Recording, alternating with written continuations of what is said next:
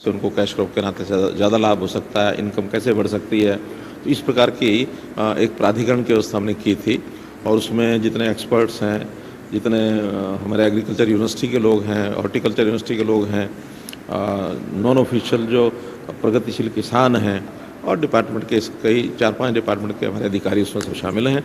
खुल करके चर्चा हुई है। उसमें कुछ कमेटियां बनाने का भी आज एक प्रस्ताव पारित किया है कि जैसे सॉइल के नाते से, जैसे क्षारीय पानी जो है उसका उपयोग करना, जैसे और अलग जो एक्टिविटीज़ हैं, जो खेती के साथ जुड़ी एक्टिविटीज़ हैं, जिससे किसान की आमदन बढ़े, तो ऐसी सारी चीज़ों के लिए अलग अलग कमेटियां बनाने का आज प्रस्ताव किया। अगली बार मीटिंग में वो सब कमेटियां अपनी अपनी कोई ना कोई रिपोर्ट्स लेकर के आएंगी।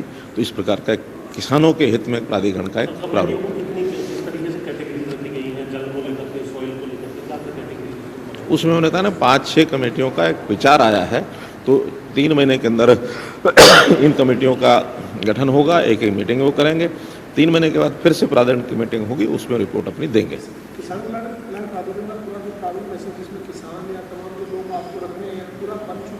वो सब बन गया, उसकी रचना बन गई है। वो जो कुछ हमारे 5-6 मंत्री हैं, मेरी चेयरमैनशिप में वो कमेटी बनी है, कुछ अधिकारी हैं। 3 महीने के अंदर बताया ना, कमेटियां बनेंगी भी, एक एक मीटिंग भी करेंगे और 3 महीने के बाद सारी अपनी रिपोर्ट भी देंगे। संसद के अंदर किसानों की बात करें तो बेहतरी के लिए, लेकिन अभी भूपेंद्र सिंह हुड्डा का बयान है, वो कह रहे हैं कि प्रदेश की सरकार की अनदेखी के चलते किसानों की हालत खराब है, जगह जगह जल भराव हो चुका है, उसकी निकासी का कोई प्रबंध नहीं है, बीमा कंपनी मुनाफा कमा रही है, किसान जो है वो बर्बाद हो रहा है। ये अभी रटी रटाई बातें करना अच्छा लगता है, उनको कुछ नई खोज इसमें करनी नहीं पड़ती है। वर्षा के दिनों में पानी भी भरेगा, वर्षा के दिनों में पानी निकाला भी जाता है, वर्षा के दिनों में इस प्रकार की सारी बातें हर समय होती हैं। प्राकृतिक चीज़ों को हम रोक नहीं सकते हैं। हमारे यहाँ तो व्यवस्थाएं फिर भी अंडर कंट्रोल हैं। अब देखिए मध्य प्रदेश है, महाराष्ट्र है, बिहार है, कितने प्रदेश हैं इसके अंदर बाढ़ के अंदर बहुत कुछ नुकसान हो रहा है। लेकिन ये वर्षा के दिनों में ये हर वर्ष होता है और हर वर्ष हम उसकी मुस्तैदी से उसकी व्यवस्था करते हैं। और अगस्त के महीने में जब बरसात थोड़ा रुकती है, उसके बाद सारा पानी नेचुरल फ्लो के नाते ड्रेन आउट अपने आप होता है। बाकी जहाँ पानी रुक जाता है उसको फिर पंपिंग सेट के द्वारा पंप आउट करते हैं। तो वो सारी तैयारियां हमारी हैं, किसी को भी इस प्रकार की तकलीफ नहीं आएगी कि पानी में खड़ा रहेगा। और जहाँ तक किसानों की बाकी सुविधाएं हैं, सब सुविधाएं हम दे रहे हैं, चाहे उसके बिजाई के लिए खाद की व्यवस्था होती है, बीज की व्यवस्था होती है, इम्प्लीमेंट्स जो हम नई नई योजना रोज़ाना दे रहे हैं कि उसके अंदर हम उनसे रजिस्ट्रेशन कराते हैं कि कौन कौन से किसानों को एप्लायंसेस चाहिए, उसके अंदर सब्सिडी भी दे रहे हैं। इसलिए किसान को कहीं कोई परेशानी नहीं है, केवल परेशानी है तो विपक्ष के नेताओं को है, इसलिए कुछ ना कुछ बोलना इसलिए बोलते हैं। तो संसद के अंदर अगर हम बात करें विपक्ष की तरफ से जिस प्रकार से राष्ट्रपति द्रौपदी मुर्मू को लेकर के जो कल शब्द इस्तेमाल किए हैं, तो आज भी हमारा देखने के लिए मिला राष्ट्रपति जैसा शब्द जो अशोकनीय शब्द जो बोला गया अधीर रंजन चौधरी की तरफ से, इसको लेकर के आप क्या कहेंगे? और एक और देखिए पहली बात तो ये है कि संसदीय मर्यादाएं ये रखना बहुत ज़रूरी है। और जब भी कोई संसदीय मर्यादा को तोड़ करके किसी प्रकार की भाषा का उपयोग करेंगे तो संसद में तो उनको जवाब दिया ही जाएगा, बाहर भी दिया जाएगा, पार्टी के नाते दिया जाएगा, लोग भी जवाब देंगे। इस प्रकार से एक अच्छा चयन राष्ट्रपति महोदया जिस प्रकार से वो किया गया है कि एक आदिवासी महिला को और पहली बार देश में एक राष्ट्रपति के नाते से ये संवैधानिक पद दिया गया है और सब लोगों ने यानी विधायकों ने, सांसदों ने वोटिंग के द्वारा दिया है।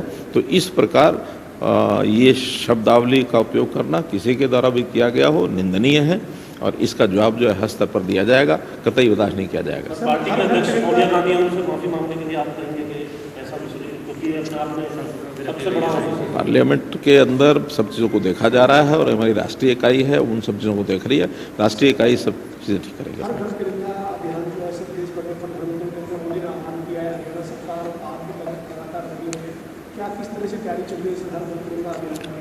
अमृत महोत्सव इस बार जो हम 75 साल की आज़ादी मिलने के बाद जो सारे देश भर में वातावरण बनाया जा रहा है, उसमें यही है कि देश के सामान्य नागरिक में, युवाओं में कैसे देशभक्ति का भाव ये जागृत हो, देश के साथ अपने आप को वो जोड़ें। और जब देशभक्ति के भाव के नाते से समाज जब काम करने लगता है तो देश की प्रगति अपने आप बहुत चीज़ों में होती है, सोच बदलने का विषय होता है। तो इस प्रकार इस अवसर का हम आह्वान करते हैं कि घर घर तिरंगा, या हर घर में तिरंगा लगना चाहिए। इसमें सरकारी व्यवस्थाएं भी काम आएंगी, इसमें NGOs भी काम करेंगे, इसमें अन्य संस्थाएं भी काम करेंगी। हमने तो ऑल पार्टी मीटिंग भी की और पार्टी के सब पार्टियों के नेताओं ने भी इस बात को सराहा है कि तिरंगा लगाने में किसी को आपत्ति भी नहीं है और वो भी योगदान करेंगे। ज़्यादा ज़्यादा लोग अपने घरों पर 13, 14, 15 3 दिन का ये अभियान है, झंडा लगाएं। झंडे उपलब्ध करा दिए गए हैं सब जगह, उसकी जो व्यवस्था बांधने की, डंडे लगाने की, वो भी सब चल रही है और मैं समझता हूँ कि ये सारा अभियान बहुत अच्छे सफल तरीके से पूरा होगा। सर, बुढ़ापा पेंशन एक बड़ा विषय बनाया जा रहा है। एक और जजपा के प्रधान महासचिव है, वो भी ये कह रहे हैं कि जिनकी सम्मान पेंशन जिनको दी गई है उनकी काटनी नहीं चाहिए, सम्मान के तौर पर। दूसरी तरफ आपने जो खाका तैयार किया गया वो इनकम के आधार पर। देखिए, हमने इनकम के आधार पर नहीं किया। पहले दिन से जो देवीलाल जी ने जब शुरू किया था तब भी इनकम थी, बाद में लगातार उसमें इनकम की बढ़ोतरी होती रही और इस समय जो इनकम का क्राइटेरिया